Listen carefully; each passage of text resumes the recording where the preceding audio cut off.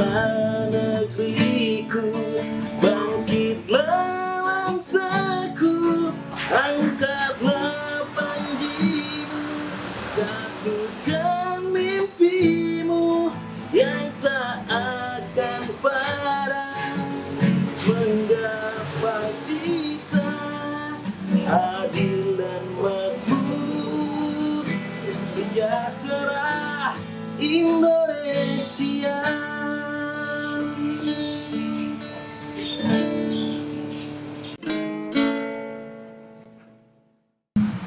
Assalamualaikum warahmatullahi wabarakatuh dan selamat malam, kembali lagi di channel YouTube kami Teras Mamuju.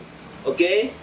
Bersama saya Abdi dan di samping saya Halo teman-teman, saya Andri Nur Alam, salah satu anggota di Teras Aksara juga. ngomong-ngomong, malam ini kita akan bicara apa ini? Terserah kita, Ji. Oh, terserah kita aja, oke. Ketua. Jadi kalau teman-teman lihat, sekarang ini kan tepat pada hari ini tuh momen kemerdekaan. Merdeka. Merdeka ya? Merdeka. Merdeka. Oke. Happy birthday untuk Indonesia yang ke-75 tahun. Selamat ulang tahun buat Indonesia. Mana lilinnya tuh? Lilinnya barangkali ditiup dulu lilinnya. Oke. Selamat ulang tahun buat Indonesia. Oke. Jadi saya merokok ya, nggak apa-apa ya. Jadi hari ini Indonesia sudah cukup berumur. 75 tahun itu bukan waktu yang singkat untuk dilalui. Banyak proses-proses yang terus membuat Indonesia ini semakin kuat. Betul, ya. betul. Jadi barangkali pertama yang ingin kita cerita ini, bagaimana kira-kira memaknai kemerdekaan.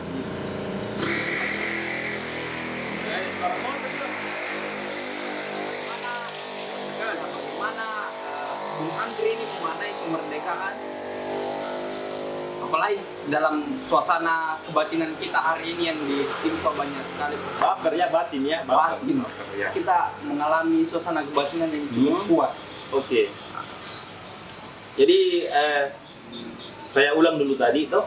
Iya. 75 tahun itu, jadi tahun lalu saya pernah menulis menyambut 74 tahunnya Indonesia. Saya pernah bilang bahwa 74 tahun itu adalah kalau diibaratkan dengan seorang abdi negara, PNS begitu toh. Pensiun. Sudah pensiun. Pensiun ya. Berapa tahun itu pensiun? Sudah 14 tahun, jadi sekarang 75, jadi sudah 75 tahun pensiun.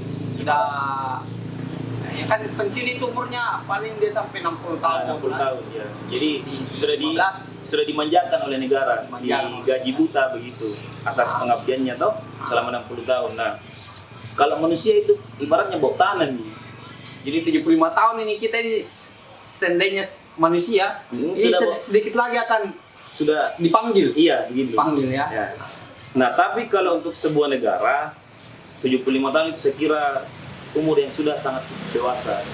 Nah, kita lihat misalnya proses demokrasi kita sudah mulai dewasa. Ya kan? Terus apa pemikiran-pemikiran kita anak muda terkhusus di Kabupaten Mamuju ini sudah mulai maju, sudah kreatif anak mudanya. Itu kreatif yang dimaksud itu kayak Kita lihat saja misalnya di digital misalnya, anak-anak itu sudah mulai bikin video-video klip yang modern nih, terus cover lagu yang sudah keren begitu, sudah bagus. Artinya pemikiran ini sudah mengikuti perkembangan. Betul. Artinya kita tidak stagnan. Kita ya. tidak stagnan. Kita tidak berada pada masa lalu yang, bayangkan Pak, kita dijajah 360 tahun, 3,5 abad. Nah, menurut saya memaknai kemerdekaan di 75 tahun ini, kita harus move on dari penjajahan itu. Walaupun kita dijajah selama 3,5 abad, itu harusnya menjadi motivasi kita untuk semakin bangkit. Misalnya kalau kita belajar dengan negara-negara lain misalnya yang ratusan tahun itu baru bisa maju, kayak misalnya dengan Amerika itu kan berapa kali presidennya dibunuh untuk bisa menjadi negara demokrasi yang baik kan. Nah, Indonesia ini alhamdulillah tidak ada kita yang begitu. Nah, itu menurut saya salah satu pemaknaan untuk kemerdekaan yang direbut oleh pendahulu-pendahulu kita. Founding father. Nah, menurut saya satu hal yang paling kata kunci untuk memaknai kemerdekaan ini adalah kerja keras. Kita Kerja memang keras. harus kerja keras. Jadi harus kerja keras. Kerja keras, merdeka. Merdeka. Merdeka. Iya, kita sudah dewasa untuk cukup belajar. Oh, Bapak sudah dewasa? Bukan saya yang dewasa, tapi negaranya yang Oh, dewasa, iya. Pak. Sudah tua. Sudah tua, 75 tahun ya. Nah, bagaimana tanggapannya terkait misalnya tadi cara memaknai cara biasanya di tahun-tahun sebelumnya perayaan itu begitu terasa hikmat, kemudian mewah, barangkali ada perlombaan-perlombaan kayak misalnya lomba 17-an itu dulu-dulu kan sering ada balap karung, kelereng apa semua. Sekarang tidak, karena itu adanya persoalan corona ini. Bahkan untuk menaikkan bendera pun saja itu tidak seperti beberapa tahun yang silam. Gimana pendapat? Kalau perayaan-perayaan itu sebenarnya seremonial dan satu hal yang paling penting adalah lebih hemat Ki. Oh iya, lebih hemat ya. Tidak mengongkos, nah bilang orang memuji. Lebih sedikit. Malah menurut saya itu akan lebih hikmat. Kenapa di tengah-tengah wabah corona ini yang hadir cuma beberapa dengan penaikan bendera dan lain-lain, tapi terasa lebih hikmat karena kita di tengah wabah. Nah, apa poin pentingnya? Poin pentingnya adalah ternyata hal-hal yang sangat sederhana itu bisa memberikan kehikmatan yang luar biasa. Jadi di satu sisi corona ini membawa suasana kebatinan yang lebih hikmat. Nah, ya? itu Bapak. Bapak, Tahun berapa Bapak terakhir pergi ikut upacara? saya ikut upacara. Saya terakhir ikut upacara Waktu SMA mungkin ya? ya SMA Pak. Iya. Itu 10 tahun yang lalu. Oh, sudah lumayan Sudah berumur lumayan Pak ya? Berumur Pak. 10 tahun yang lalu Pak. Saya kira-kira 7 tahun yang lalu. Oh, 7 tahun yang lalu. Iya. Jadi kalau melihat anak muda nih zaman sekarang kan tadi Bung Andre bilang sudah ada karya, belajar cover lagu sudah banyak, kemudian dia ikut perkembangan ilmu pengetahuan. Kira-kira selain itu apalagi yang harus generasi muda ini buat untuk bisa mengisi, paling tidak mengisi kemerdekaan yang sudah diberikan sama pandemi kita, potensi Karya ya. Jadi kan begini, ini HP ini kan, gadget ini kan kita bisa menggenggam dunia dengan ini. Maksud saya begini, di gadget ini termuat banyak sekali karya anak-anak di seluruh dunia. Nah, yang saya amati ya secara pribadi, ternyata kita ini sebagai penikmat karya orang melalui media yang sangat sederhana ini, biasanya itu bangga dengan capaiannya orang. Kamu suka begini, pernah kira-kira, ada temanku, ada anunya tahu, bagusnya, ada kebanggaan sendiri ya. Itu yang terkenal itu, yang viral ya, teman kita kenal. Nah, sekarang saya mau mengajak teman-teman sekalian bahwa akan lebih bagus sebenarnya itu kalau kita yang berkarya, kita yang isi ini barang-barang ini. Kita yang isi ini karena kebanyakan anak muda saya lihat di Mamuju ini, apalagi dari daerah saya kan orang kampung Kesiari. kampungnya di mana Bung? Di Bonehau. Oh, Bonehau. Iya. Ya. Dekat Jadi Kelumpan sana. walaupun di Bonehau itu ya, kita cerita sedikit Bonehau ya. Walaupun itu Bonehau tidak ada signalnya, cuman hampir semua anak mudanya itu sudah memiliki gadget, jadi agak melek teknologi. Cuman yang masalah adalah di Bonehau itu tidak ada jaringan, tidak ada signal. Ternyata di Bonehau belum ada jaringan. Belum ada signal. Nah, yang anehnya, hampir semua anak muda yang berasal dari Bonehau punya gadget. Kebanyakannya digunakan hanya untuk main media sosial. Bahkan sangat sedikit saya temui anak-anak yang berasal dari Bonehau ini. Ini saya mohon maaf kalau ada saudara-saudara kita dari Bonehau. Iya, yang menganggap saya apa nama itu Sarah, begitu tau? Nah, Hampir tidak pernah buka Google. Padahal sebenarnya ini apapun yang kita tanya, apapun yang kita mau tahu itu ada di Google. Jadi lebih banyaknya itu Main medsos, main media sosial ya.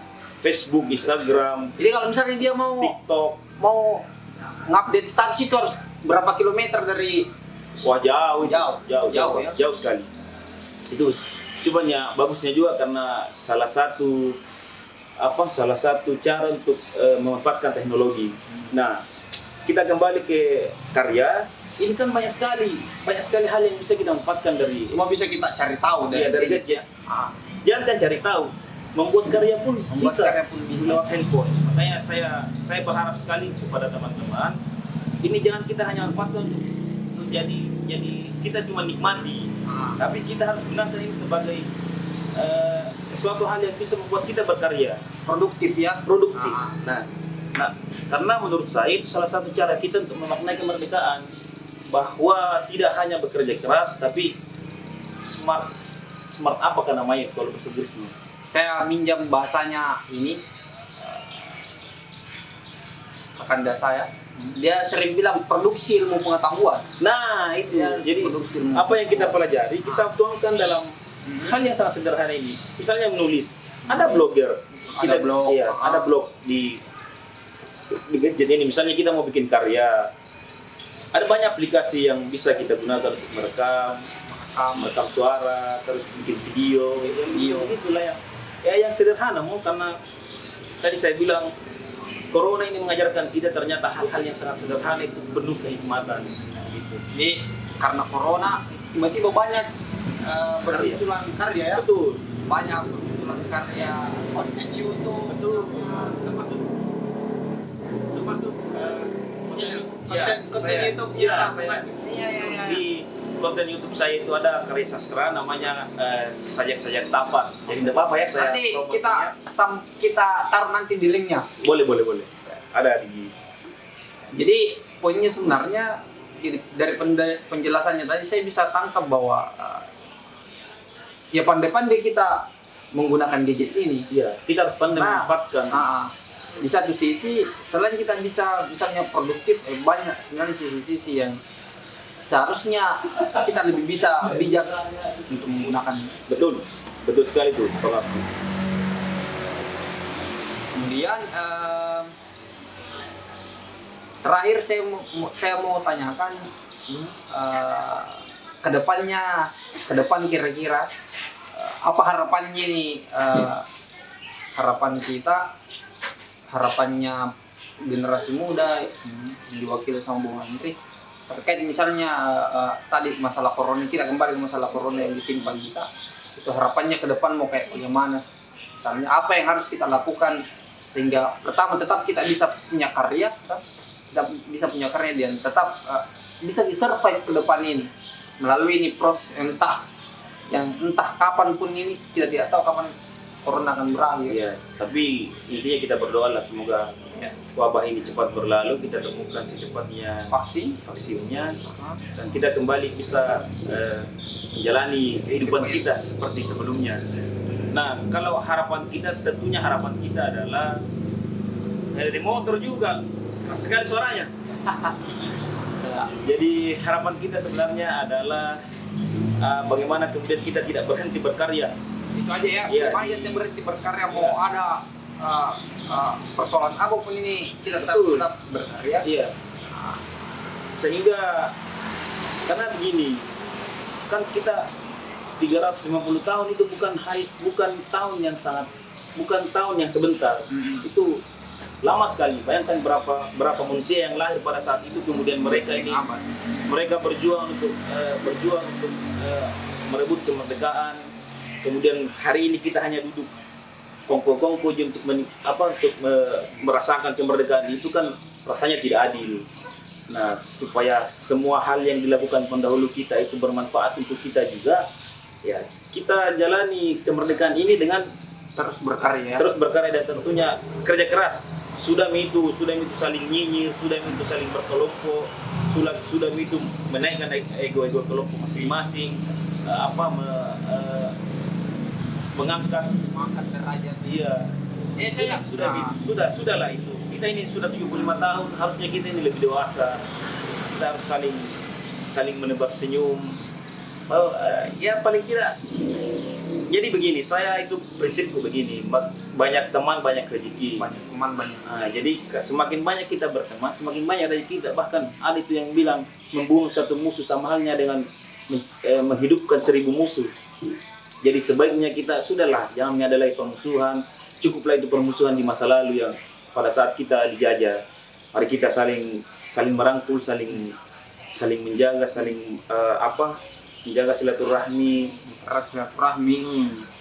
untuk memaknai kemerdekaan ini, karena itu tadi bahwa kemerdekaan ini bukan hal yang sederhana dicapai oleh para pendahulu kita. Seperti itu, Bang. Saya tadi garis dapatkan poinnya, teruslah berkarya. Nah, saya sendiri yakin bahwa karya itu akan menemukan sendiri peminatnya, akan menemukan sendiri pembacanya. Jadi begini, pengalaman saya berkarya awal-awal 1, 2 bahkan sampai 10 itu memang akan mungkin masih sederhana, tapi setelah itu ya ala bisa karena biasa. Setelah kita terbiasa akan kita temukan, oh di sini kurangnya, di sini bagusnya, di sini hal yang mau diperbaiki lagi, ini yang mau kita tingkatkan lagi. Nah, sehingga ya sekali lagi harus memang bekerja keras untuk berkarya. Gitu. Ya, itu tadi perbincangan kita dengan salah seorang kawan kita yang ternyata setelah kita cerita dia berasal dari satu kampung namanya Bonehau. Terakhir saya mau tanyakan apa closing statementnya ini sebelum kita berpisah. Closing statement atau penutup, kalimat penutup sebagai pejabat ini ya. Mudah-mudahan ke depan kalau diberi ridho Bapak jadi pejabat, jadilah pejabat yang pejabat yang peduli terhadap kepentingan kemaslahatan rakyat. Amin. Kalau begitu saja closing statementnya. Saya itu sering bilang begini, bahwa kualitas itu sangat mempengaruhi, proses itu sangat mempengaruhi kualitas. Nah, mustahil sekali kita mendapatkan kualitas yang bagus kalau kita tidak memenuhi semua syarat-syarat prosesnya itu menuju ke sana. Sehingga menurut saya ini closing statement untuk semua teman-teman, kalau mau bagus kualitas berproses penuhi semua syarat-syaratnya itu proses supaya bisa berkualitas. Biar dulu berdarah-darah ini melalui proses. Iya, tidak ada masalah. Karena tidak ada itu orang yang tidak sukses. Semua orang pasti sukses. Tidak mungkin dihianati di proses ya. Betul. Ada lagi? Itu saja. Oke. Itu tadi perbincangan kita dengan Bung Andri, salah seorang kawan yang getol di kampungnya di Bonehau. Saya ini orang biasa-biasa gitu.